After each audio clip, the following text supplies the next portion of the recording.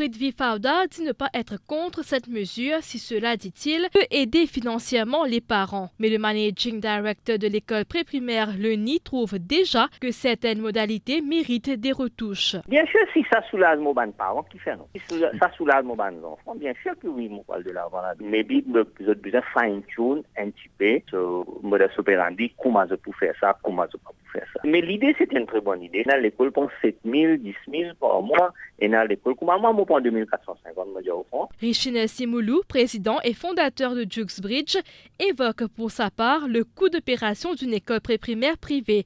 Toutes les écoles, fait-il remarquer, n'ont pas la même méthodologie d'apprentissage. Vous savez, il y a un coût. Il y a un coût associé à l'opération d'une école de qualité. Moi, je me demande si le gouvernement verra à payer pour chaque item. Par exemple, si mon école commande habituellement des jouets Montessori qui sont coûteux et on fait cela pour répondre aux exigences de notre programme. Vous pensez que le gouvernement me paiera plus que les autres? De même, le gouvernement, vous pensez, couvrira nos dépenses pour monter des pièces de théâtre, pour enregistrer nos propres albums de musique.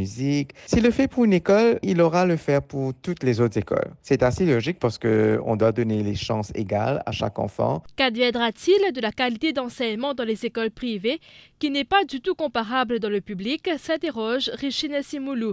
Pour ce dernier, il aurait été sage que le gouvernement améliore la qualité dans le public. Non, ce n'est pas que les coûts. Il faut reconnaître qu'il y a une différence entre la théorie et la pratique. En théorie, certes, la qualité ne devrait pas changer, que vous soyez financé par le gouvernement ou pas. Cependant, dans la pratique, cela fait toute la différence psychologiquement. Moi, je suis motivé. Moi, je me donne à 110% dans tout ce que j'entreprends. Mais il est très rare qu'un employé de l'État dirige une entreprise avec le même zèle, le même dévouement qu'un propriétaire privé.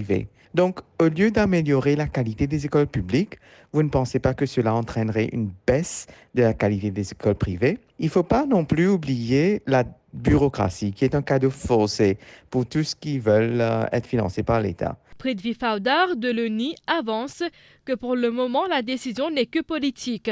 Il faut, avance-t-il, voir comment le gouvernement compte implémenter les modalités. Il y a une décision politique, c'est, je pense qu'il faut partir du gouvernement sur le programme, ou sur les autres politiques à l'agenda aussi. C'est pas la première fois, fini l'éducation gratuite en 1976, fini dans beaucoup d'interventions dans le secteur éducatif.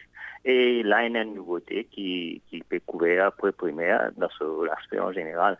Mais modalité pas encore définir, nous pouvons attendre comment modalité là pour venir, comment elle n'est pas pour venir. Depuis l'annonce de la gratuité des écoles préprimaires, il y a une crainte dans le milieu éducatif par rapport à une baisse de la qualité au profit de la quantité. Pour plus de vidéos, cliquez sur like, abonnez-vous en cliquant sur subscribe et activez la cloche de notification pour rester informé.